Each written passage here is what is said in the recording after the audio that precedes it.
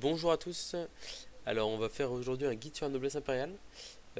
Pour vous donner une idée, j'ai lancé une première partie, ça s'est pas hyper bien passé, sachant que j'ai pris deux morts sur deux joueurs importants et l'ogre qui s'est pris une commotion tour 1 aussi. Donc on a perdu 3 joueurs tour 1 sur 11, c'est pas mal, surtout que c'est des joueurs qui sont importants pour le jeu.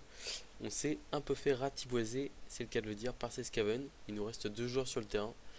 Et donc on va essayer de montrer ce que vaut une équipe de noblesse dans de meilleures dispositions, euh, histoire de faire un petit guide intéressant.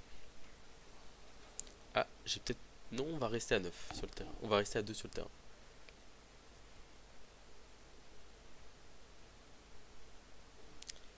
Peut-être pas.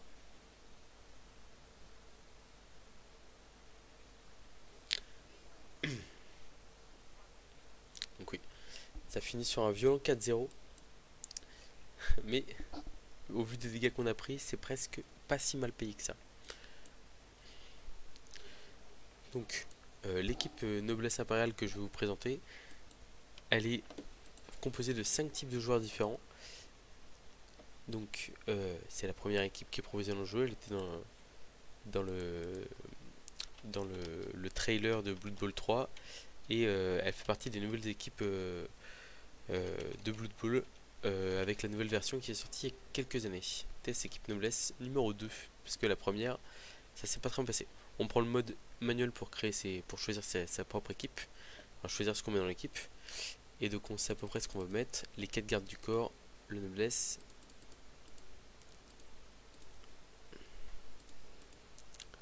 Et on est à 1 million tout pile qui est le volume de notre équipe, le volume d'argent qu'on a à disposition pour créer notre équipe. Donc cette équipe, 4 joueurs, 5 types de joueurs différents, pardon. Donc on a le passeur qui est un joueur qui, comme son nom l'indique, est spécialisé dans la passe. Il a deux compétences dans ce sens. La compétence passe qui lui permet de relancer un jet de passe raté, et la compétence passe dans la course qui lui permet de se déplacer, de faire une passe et de continuer à se déplacer après la passe. Ce qui n'est pas le cas pour les autres joueurs qui doivent s'arrêter après avoir fait leur action de passe. On le voit, c'est un humain normal, 6 de mouvement, 3 de force, 3 plus d'agilité pour aller pour ramasser la balle ou aller dans des zones de tag vide, 3 plus de compétences de passe, ce qui est pas mal du tout, et une armure à peu près solide de 9 plus. À côté de ça, la chair à canon de l'équipe, donc des paysans avec 8 plus d'armure, 4 plus de compétences de passe, on s'en fiche un petit peu, 4 plus d'agilité, ils bougent assez difficilement, force de 3 et mouvement 6. Ils ont la compétence parade qui permet de choisir de ne pas laisser l'adversaire nous suivre quand il nous pousse ou quand il nous fait tomber sur un pot.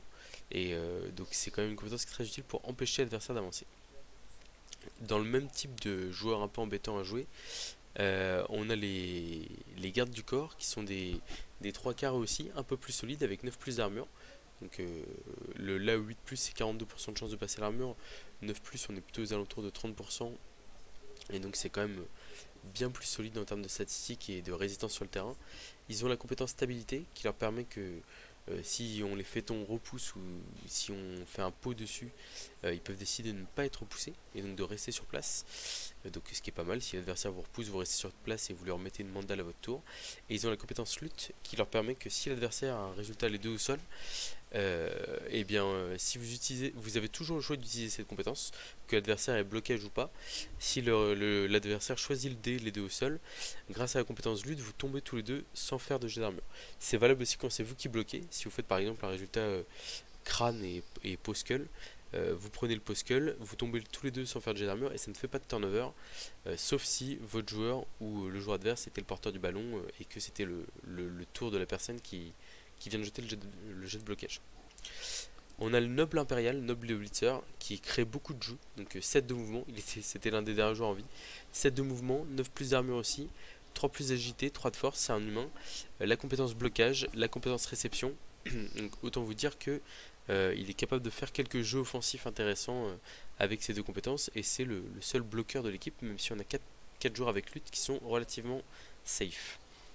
Enfin, on a mis un ogre qui a fait un tour lors du dernier match. C'est le big guy le plus solide du jeu, enfin l'un des big guys les plus solides du jeu avec le marbre, tout simplement parce qu'il a 10 plus d'armure, donc difficile à passer. Il a crâne épais, qui fait que sur un 8, sur un jet de blessure, il n'est pas KO. Il a cerf-volant, donc il se déplace sur 2 plus tout le temps, et il se déplace, il blitz, il fait toutes les actions qu'on lui demande de faire sur un 2 plus. Donc c'est plutôt fiable pour un big guy. Il est solitaire 4 plus comme la plupart des autres big guys. Il a châtaigne qui lui donne un peu de punch, et il a le lancer de coéquipier qui ne lui sert pas dans cette équipe, sauf si on joue une superstar qui est poids plume et qu'on peut lancer. 5 de mouvement, 5 de force, 4 plus d'agilité, 5 plus de compétences de passe. Un big guy relativement fiable. On a une équipe qui est composée de 5 types de joueurs.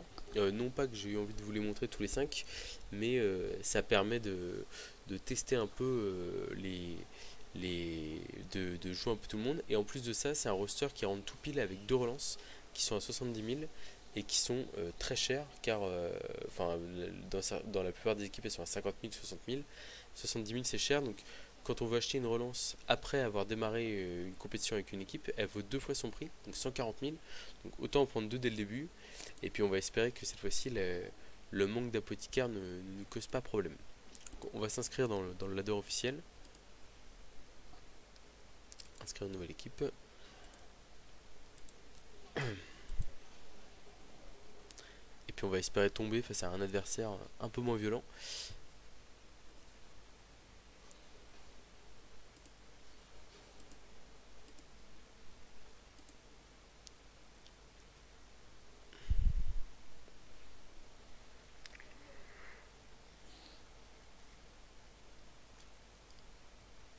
Donc dès que le jeu aura chargé, on pourra lancer un match avec cette équipe. On voit que l'autre a perdu 300 000 de valeur d'équipe entre les différents morts. C'est assez violent.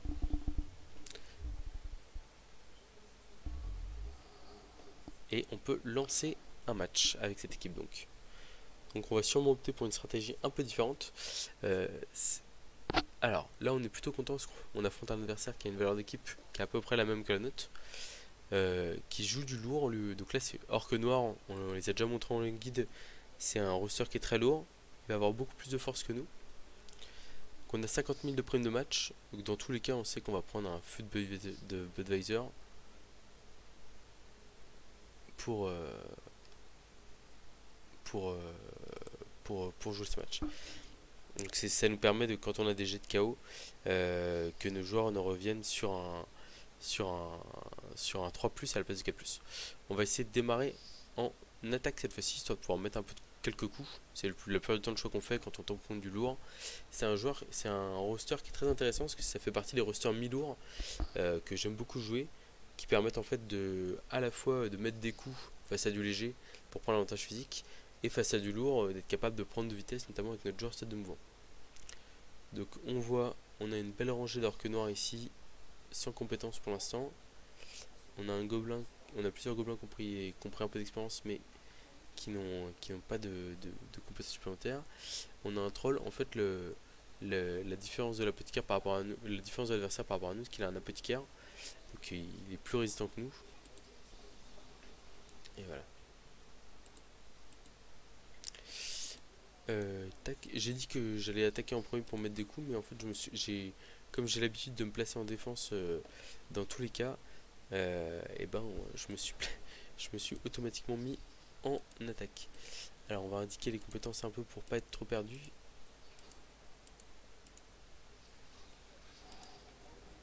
Voilà. Donc là on a un visuel sur les compétences adverses.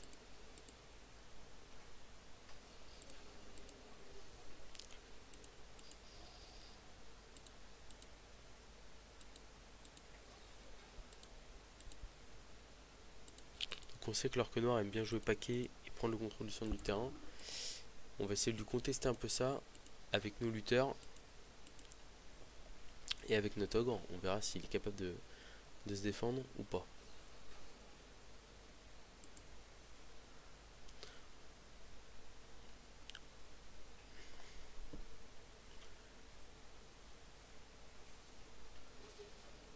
Donc on a le troll, les 6 orques. Autant dire que ça va taper fort en face. Donc là dans ce genre de match, on aura du mal à l'emporter enfin à moins d'avoir une grosse réussite sur les jets d'armure. Donc en fait il va falloir être capable d'aller chasser les gobelins pourquoi pas les sortir du terrain pour en fait après se retrouver avec des situations où on est capable de s'occuper des orques en 2 ou 3 contre 1. Et voilà, on va sûrement avoir pas mal de mal à contester le centre du terrain. Mais par contre, on peut aussi compter sur notre ogre pour essayer de tenir un peu justement ce centre du terrain. Donc voilà, on la balle en plein milieu.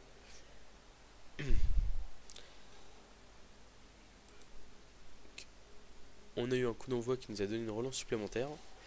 On est plutôt content parce qu'il y a des chances qu'on ait des jets de dés souvent à 1 dé sur les orques noirs. Et il va pas falloir faire trop de crânes avec nos lutteurs notamment. Donc cette fois-ci, contrairement au match d'avant, on a décidé de mettre des paysans en ligne. On se dit comme ça. Donc là, on a toujours le choix d'utiliser nos compétences. Bon, KO, c'est mieux que la sortie la dernière fois. Il s'est servi de sa compétence pour mettre KO, mais ça veut dire que notre joueur pourra revenir. Et en plus, on a pris un... On a pris un comment un inducement qui nous permet de tenir. Là, une deuxième armure qui passe, mais notre joueur qui reste sur le terrain. Et là, on a ici un potentiel turnover. Voilà, donc là, c'est une erreur qui est assez classique des orques noirs. En fait, quand vous faites un double poskull ou un crâne poskull, vous pouvez tenter d'utiliser la compétence bagarreur pour relancer le dé qui pose problème. Le problème de faire ça, c'est que vous allez être en difficulté pour... Enfin, il y a quand même une chance sur deux que vous fassiez quand même turnover, ce qui est vraiment dommage. On va essayer d'aller mettre la pression sur le ballon. C'est ce qu'on doit faire ici, c'est qu'on joue une équipe de légers. Et comme je disais, on chasse les gobelins. On n'a pas réussi à s'en occuper de celui-là.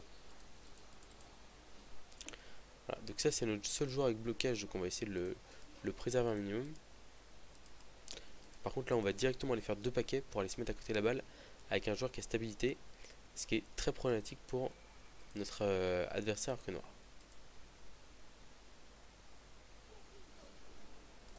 Voilà. On va aller positionner l'ogre à côté de l'orque noir qui est tombé et à côté de l'orque noir debout. En fait le but de l'ogre c'est vraiment de créer du jeu, c'est-à-dire que de forcer de ramener des soutiens adverses, de forcer des jets de blocage qui sont pas forcément très safe. Voilà. Donc là on va avoir un autre joueur qui va mettre quelques paquets pour essayer d'aller mettre encore un peu plus de pression sur la balle.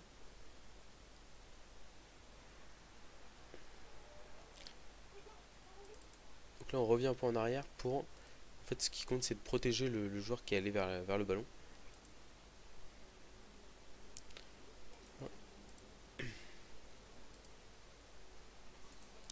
On va continuer notre infiltration ici. Et on va envoyer un dernier joueur à fond sur le côté. Non, c'est pas nécessaire. On va plutôt aller couvrir l'ogre ici. Voilà.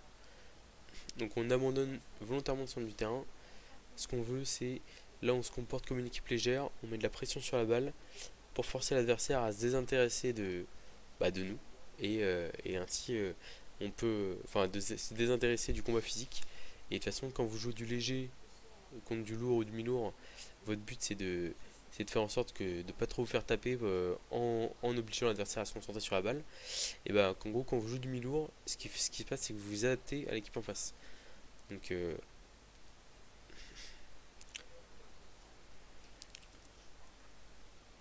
là voilà, on a forcé un blitz 5 cases en arrière avec un paquet, qu'on force l'adversaire à faire des jets de dés. Et c'est tout ce qui compte ici. On a infiltré des joueurs, on va sûrement pouvoir taper des gobelins au prochain tour. C'est très important.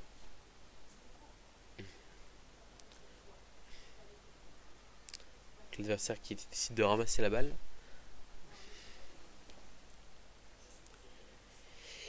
Et donc on va voir, donc il va sûrement aller au milieu de ces orques noirs. Et là maintenant le but ça va être de faire une belle ligne devant lui, s'il ne nous laisse pas d'opportunité sur le long, pour le forcer à faire des jets de dés compliqués. Voilà, donc là c'est le principe même de l'attaque. Alors on va essayer d'enlever un peu de... Donc là on va juste mettre nos compétences à nous. Parce on distingue très bien les joueurs en face, hein. Les orques noirs on sait tous qu'ils sont bagarreurs et projections. Le troll on sait qu'il a pas mal de compétences, il est un peu débile. Et les gobelins on connaît aussi un peu leurs compétences. Donc voilà, donc là en avant le placement classique, il y a de grandes chances qu'il aille refermer la cage, voilà. Et donc on a le porteur de balle entouré de 4 joueurs. Et là où en fait ça peut être tentant pour les uns et les autres d'aller d'aller embêter le porteur de balle, et ben en fait c'est pas ce qu'on va faire du tout ici. Donc là l'adversaire qui bloque notre ogre.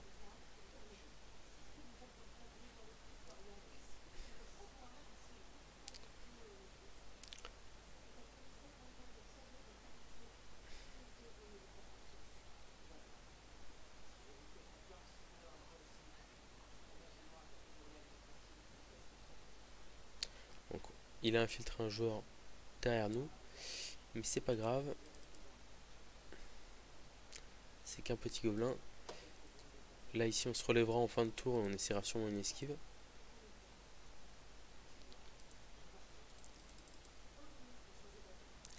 Donc ce qu'on fait, c'est qu'on essaie de recréer un rideau derrière l'adversaire.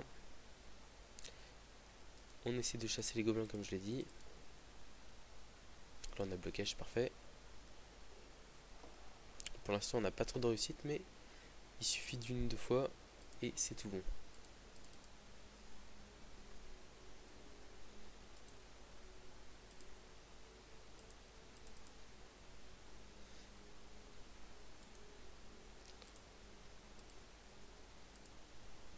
Donc là on va taper à 3 dés le gobelin. Voilà, comme j'ai dit, on chasse les gobelins en priorité. Et on se dit qu'à un moment donné, on va réussir à faire un peu de dégâts. Et bah voilà, c'est fait. Donc là où un orque noir on n'aurait jamais passé son armure, ici le gobelin on l'a eu.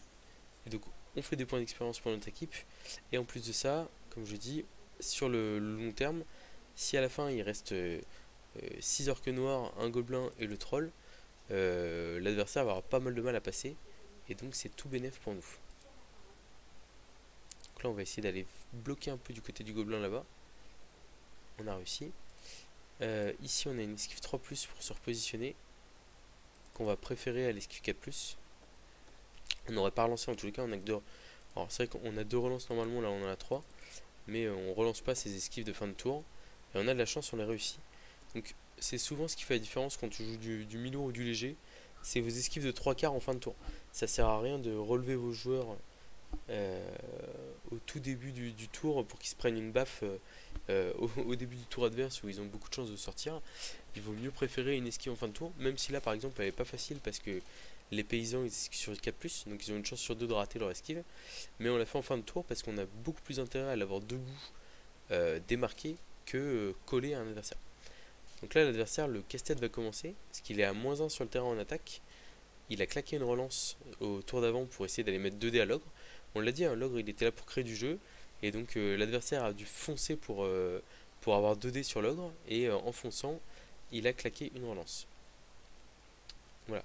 Ce qui est pas mal aussi, on en reparlera dans une autre vidéo, en défense, il est hyper important d'essayer de varier son jeu pour désorienter un peu l'adversaire et réussir à le surprendre et au moins le forcer à faire des erreurs.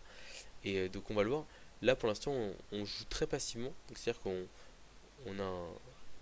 Oula, alors l'adversaire qui a claqué une deuxième relance. Voilà, sauf que le problème pour lui, c'est... Alors là il est un peu craqué. Est-ce que c'est la relance du premier tour? Est-ce que c'est parce qu'on a un coach qui est un peu novice en face de nous? Mais voilà, il colle un peu tous ses joueurs. Alors là, ne jamais faire ça. On a collé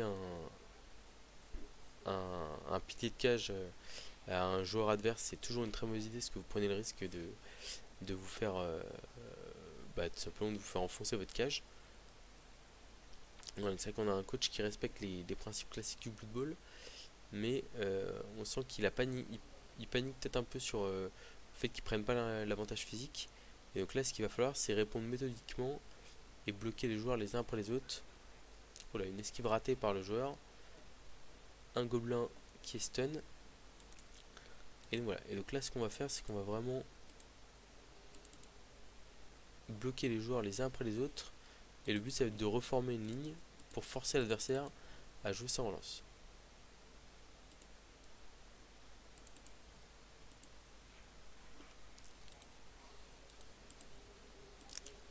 Alors, on investit pas mal sur ce petit gobelin, mais en même temps, on se refuse pas des 3D sur un gobelin. Donc là on n'a pas blocage cette fois-ci. Voilà. Donc comme j'ai dit, on va essayer de varier un peu le jeu. Là ce qu'on va faire, c'est qu'on va coller un peu partout les joueurs adverses, histoire de voir comment l'adversaire réagit.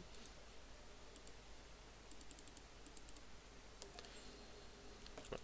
Donc là on a un petit blocage sympathique d'ogre à 3D sur le gobelin, mais on va préférer bloquer à 2D l'Orquenor ici pour aller coller le porteur de balle et créer du jeu. Voilà, donc en faisant ça, on va forcer l'adversaire à acheter des dés, il a plus de relance, et au moindre turnover, au moindre problème, c'est fini pour lui. On a un petit blocage 1D ici qui est important, on fait un très joli pot, et donc on met l'adversaire un peu au fond. Voilà, donc autant au tour d'avant on était très passif, autant là on a collé 1, 2, 3, 4, 5, 6 joueurs. En plus on profite, alors c'est pareil, cette stratégie enfin on y reviendra aussi, il faut pas non plus faire ça à n'importe quand, n'importe comment. Là par exemple on a pris l'avantage physique, on est à 11 contre 10, l'adversaire n'a plus de relance alors que nous on en a 3, donc on peut se permettre de prendre un peu de risque et de jeter un peu de dés pour forcer l'adversaire à l'erreur, parce que si quand votre adversaire n'a pas de relance vous le mettez pas sous pression, bah derrière il peut très bien décider de ne pas marquer, d'attendre tranquillement, de faire 0-0 sur son attaque, et ensuite en deuxième mi-temps peut-être qu'il vous aura fait un peu de dégâts et que vous allez regretter de ne pas avoir appuyé là au moment où vous auriez dû le faire. Voilà, et donc là bah typiquement, alors c'est très cher payé pour l'adversaire, il a fait double crâne euh, d'entrée de jeu, et donc on va potentiellement avoir l'occasion de le contrer tout simplement.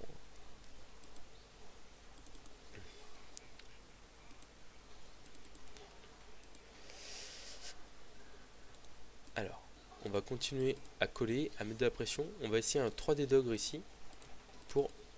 Donc là, l'idée, c'est s'il y avait eu un pot, ça aurait été tout bénef. Mais ce qui nous intéresse, c'est de repousser le gobelin hors de la cage pour pouvoir le taper après avec un joueur qui a blocage. On a un joli pot. On va pas suivre ici parce que on est bien au contact de nos joueurs.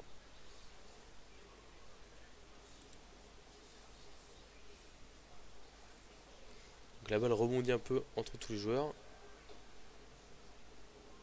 Et elle retombe pas si mal que ça pour nous. Donc sachant qu'on a encore des joueurs à jouer, même si ouais, elle est quand même au milieu de tout ça, il y a 3 Orquenor autour, ça va être compliqué à exploiter. Donc on va essayer de continuer à taper un peu les joueurs adverses.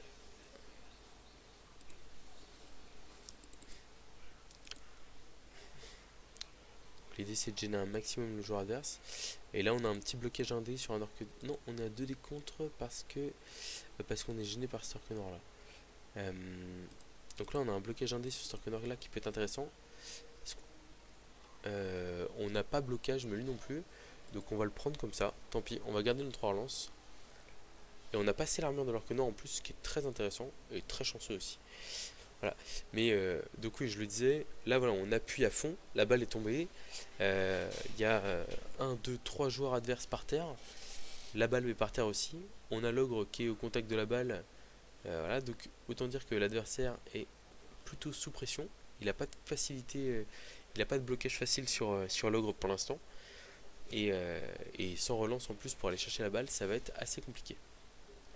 Et donc c'est vraiment l'aspect où en fait, vous l'avez vu sur le premier tour, on profite d'un turnover précoce pour aller mettre la pression sur la balle. On crée du jeu avec l'ogre, on force l'utilisation de relance adverse. Et derrière, on joue un peu passif. Donc l'adversaire fait une cage assez classique. Et quand on voit qu'il crame sa dernière relance, on colle tout le monde pour mettre de la pression sur la balle. Bon alors là ça fait 2 fois qu'il utilise bagarreur sans beaucoup de réussite. Donc là maintenant ce qui compte, et il faut le faire de la manière la plus propre possible, c'est il faut qu'on arrive à ramasser ce ballon.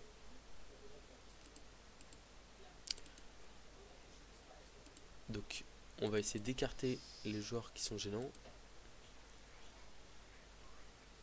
Voilà.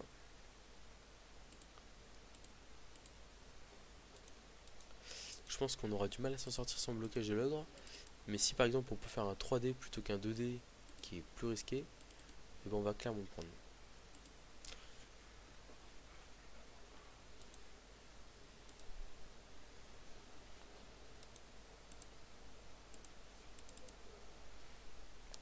Donc là ce qu'on va faire pour essayer de... En gros on va essayer de mettre un dé sur l'orque noir. Et en fait on se dit que il y a des chances importantes que la balle rebondisse plutôt bien pour nous.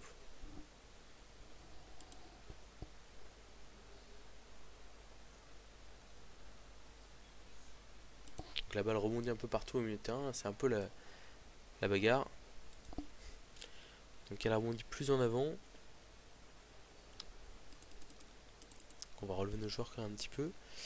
Mais là ce qui est intéressant c'est qu'on a potentiellement un dé sur le troll avec un lutteur.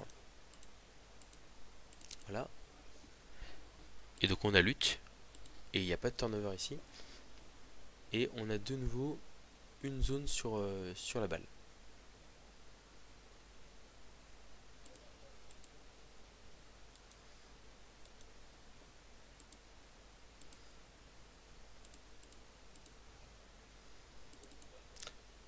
Donc on va essayer de... On fait intervenir notre meilleur joueur.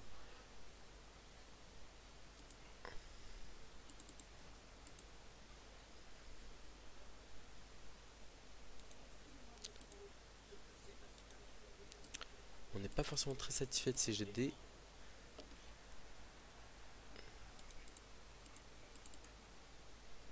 Mais bon. Ce qui compte c'est de continuer. Donc là on a réussi à écarter la balle on va dire du gros paquet d'orque noir. Et donc même si on a des gobelins autour de la balle, il n'y a toujours aucune relance. On a deux joueurs stabilité qui sont autour de la balle. Donc il y en a un qui peut se faire assez facilement bouger par un orque noir. Mais le deuxième ça va être un peu plus compliqué de le faire bouger. Voilà, donc on a réussi, donc malgré qu'on ait fait qu'une seule sortie, on a quand même réussi à peu près à... On arrive à combattre, à relever le défi physique au milieu de terrain.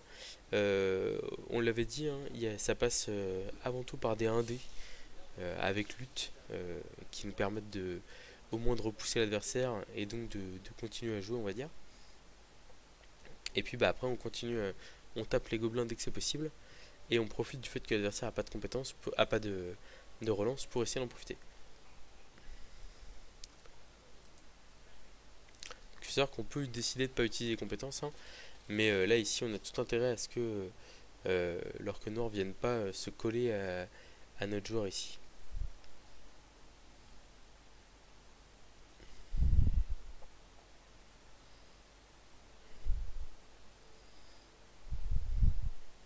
Donc, je vois pas de blitz facile pour l'adversaire.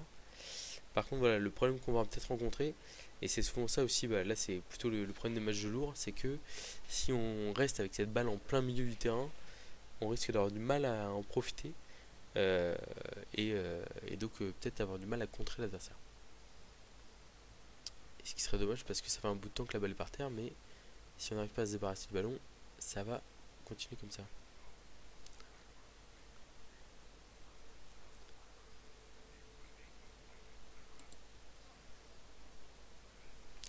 Ce qui se passe pas mal pour nous, c'est que nos armures tiennent plutôt bien.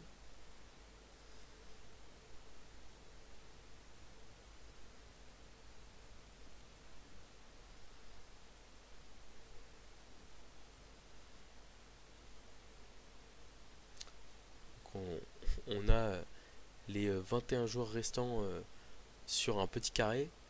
C'est un peu la mêlée. L'adversaire qui arrive à faire quelques pots là, qui vont plutôt lui rendre service.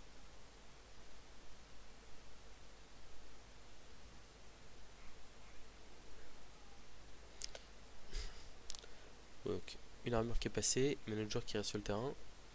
Le chronomètre qui continue de tourner. On va voir ce que l'adversaire décide de faire.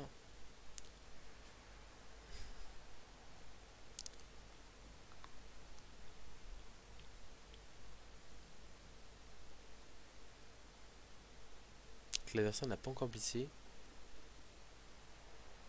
Fait quelques esquives de gobelins pour aller se mettre en position de marquer. Oh là là.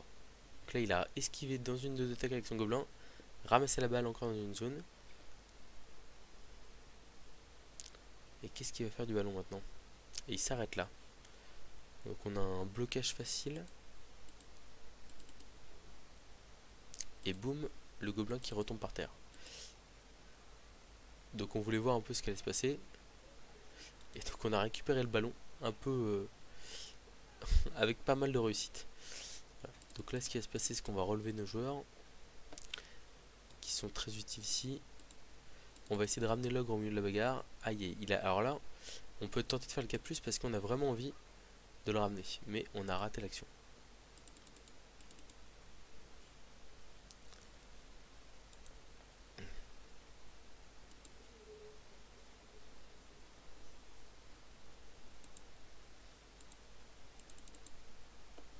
Donc on essaie de revenir un peu en arrière pour protéger notre joueur. Voilà, donc là l'idée c'est un peu de sacrifier nos joueurs coûte que coûte, on va dire. Parce qu'il faut absolument que on arrive à empêcher les orques noirs de se mettre dans le fight. Alors là typiquement on a fait une petite erreur, c'est qu'on aurait dû on aurait probablement dû blitzer ce gobelin là avec le joueur qui était par terre ici. Et donc on se retrouve à peut-être ne pas blitzer à ce tour là. Je pense que c'est ce qu'on va faire. Voilà. Donc là l'idée c'est, comme j'ai dit, l'adversaire n'a pas de relance. Le plus important c'est de ne pas se prendre de touchdown. Donc on va on va essayer de laisser l'adversaire jeter des dés et en espérant qu'il rate quelque chose ou au moins qu'il n'arrive pas à faire tomber le ballon. Mais comme il a des forces 4 de partout, c'est pas trop difficile pour lui. Et en plus la possibilité de relancer les post-skulls, pour l'instant il a pas eu de chance là-dessus. Mais on a un autre porteur de balle qui tombe à terre. La balle qui rebondit pas trop mal pour l'adversaire.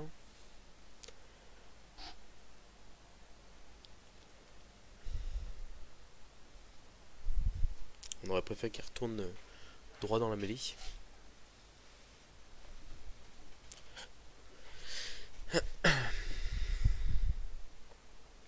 C'est des tours assez compliqués là, assez confus aussi, un peu difficile à décrire. Mais voilà, ce qu'il faut voir c'est que c'est la mêlée générale.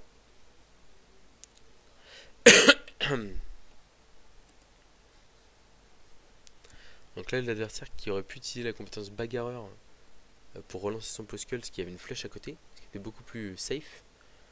Ouh là là, blitzer un dé, pose sur notre joueur, mais grâce à la compétence stabilité, en fait, on empêche l'adversaire de passer. Bon, après, il va pouvoir ramasser avec un autre gobelin, mais déjà, il peut rater son action de ramassage. Enfin, il a une esquive à faire d'abord, parce qu'il est collé à un de nos joueurs ici. S'il esquive avec celui-là, ou alors il peut aller ramasser avec celui-là. Il a réussi à ramasser la balle, il fait une transmission à l'autre gobelin, qui n'a pas le ballon. Ouf, on s'en sort pas trop mal, pour pas dire plutôt bien. Bon, alors ici, comment est-ce qu'on va jouer? Donc on relève déjà les joueurs qui sont en position de lettres. Alors ici on le fait vraiment comme je l'ai dit, l'adversaire n'a pas de relance, donc on veut forcer l'adversaire à jeter le plus de dés possible.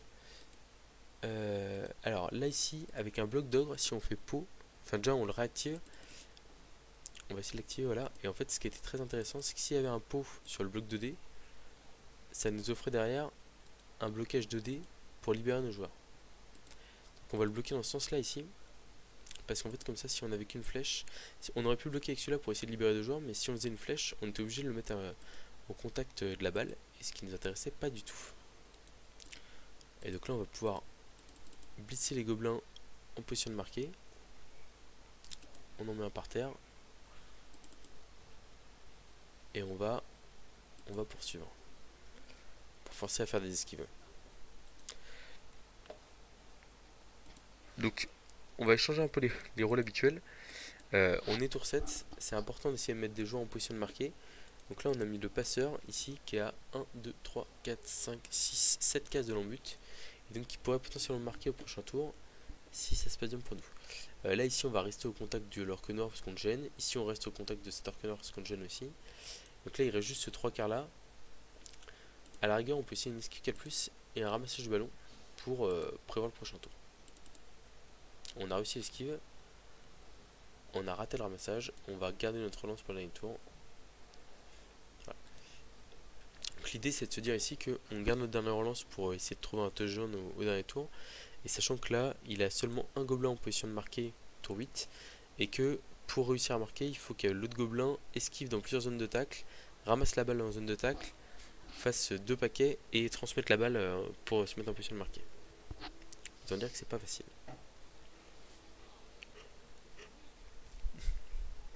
Ouais, donc là, sauf miracle, on arrive à tenir le minimum le 0-0 à la mi-temps. Et donc, c'est déjà plutôt une bonne chose.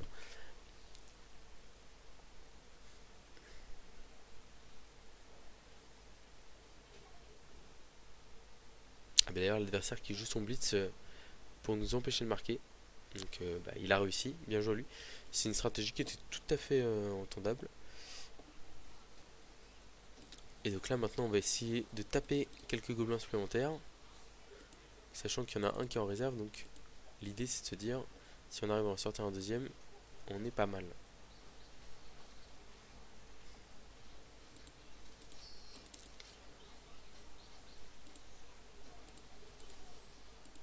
toute façon on ne peut plus marquer, hein, donc il n'y a pas d'intérêt à tenter une action de John. On va essayer de blitzer à l'ogre qui a plus de punch.